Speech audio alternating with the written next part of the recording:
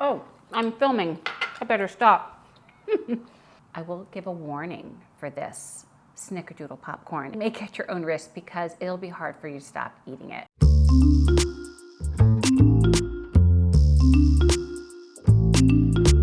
Snickerdoodles, but in a popcorn flavor.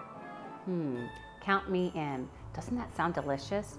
Well, I had an opportunity to try it at a festival I was in a little while ago, and it blew my mind. So I'm here to try and recreate it for you and let you know how I did it. Come join me.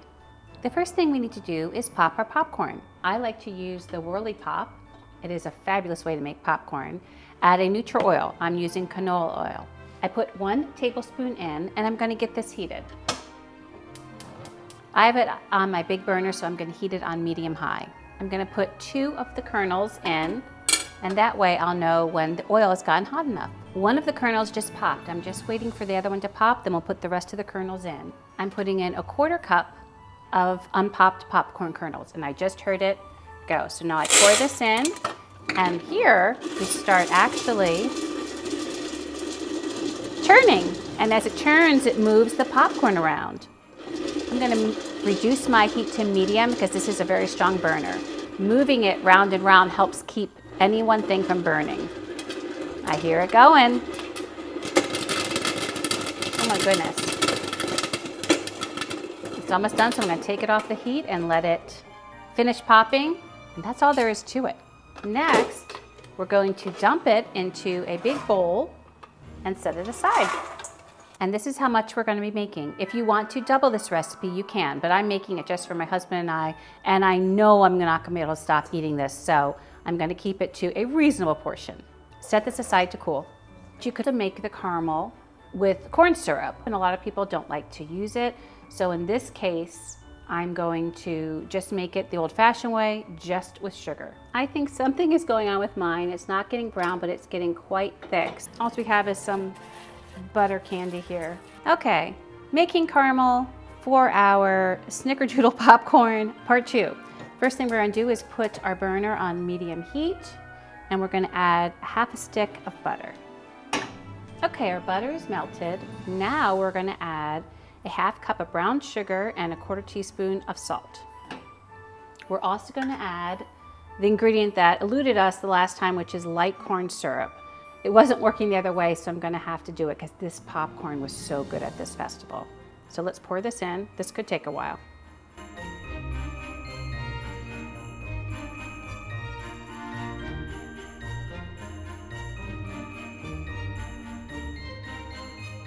Look at that in there.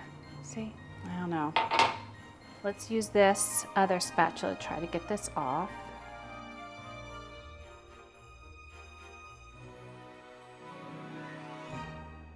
So next time I would definitely put some, I would either grease it or I'd put some spray, some, some flavorless cooking spray there just to help get that out, because this was even harder than honey.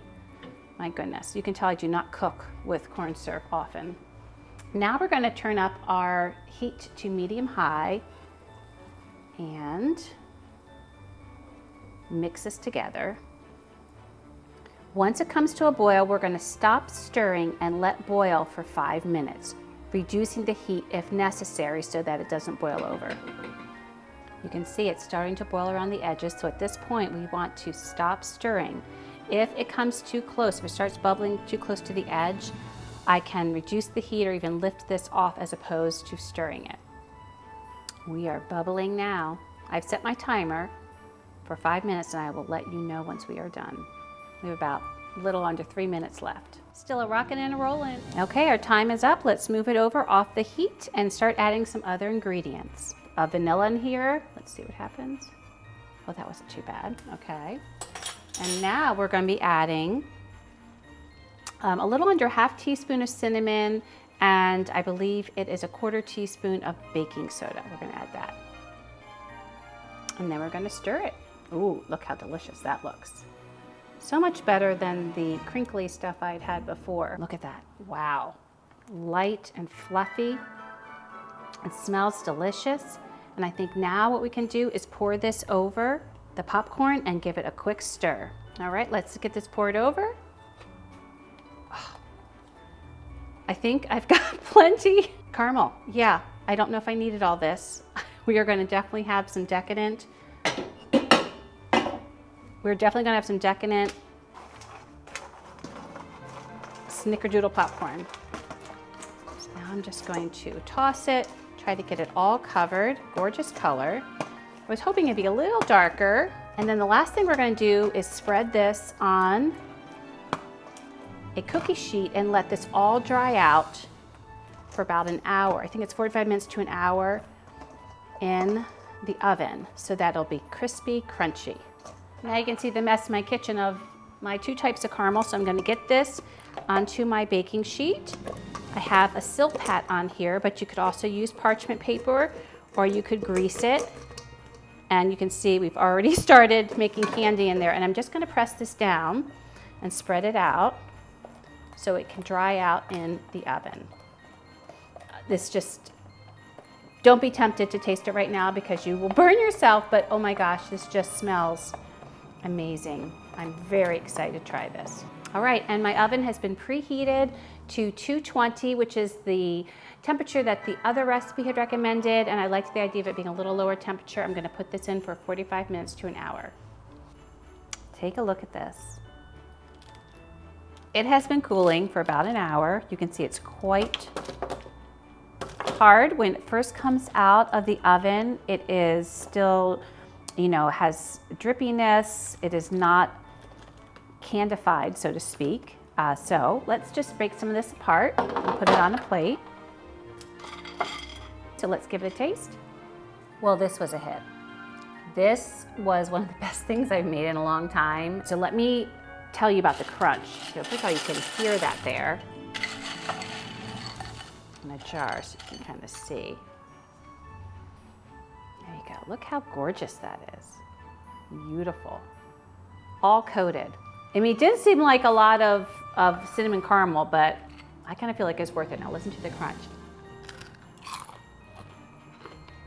So crispy, so crunchy. This is really good stuff. Oh my God, that's so good.